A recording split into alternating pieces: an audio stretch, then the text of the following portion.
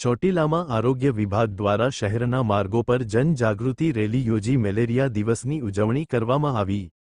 ચોટીલા આરોગ્ય વિભાગ દ્વારા ચોટીલાના શહેરી વિસ્તારમાં 25 એપ્રિલ વિશ્વ મેલેરિયા દિવસની ઉજવણી નિમિત્તે ચોટીલાના માર્ગો પર રેલી કાઢવામાં આવી હતી, જેમાં શહેરીજનોને મેલેરિયા, ડેન્ગ્યુ, ચિકનગુનિયા જેવા મચ્છરજન્ય રોગોથી મુક્ત રહે તેવા હેતુ માટે જનજાગૃતિ માટે રેલી કાઢવામાં આવેલ તથા પત્રિકાઓનું વિતરણ કરવામાં આવ્યું।